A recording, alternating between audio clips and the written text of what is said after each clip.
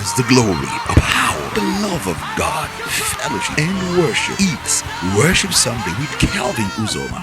Kelvin Uzoma is an internationally acclaimed worship leader, multiple award-winning songwriter, dynamically gifted vocalist, recording artist, and pastor with a fast-rising and spreading international music ministry in Renaissance Assembly. Worship Sunday with Kelvin Uzoma is scheduled to hold on Sunday, January 31st, 2021 at the prestigious Renaissance Assembly Auditorium, Plot 5, Sania Abacha Road, beside the Sania Abacha Police Station, GRA Phase 3, Port Harcourt, and the time is 10 a.m. prompt. Be there. This event is powered by Renaissance Assembly.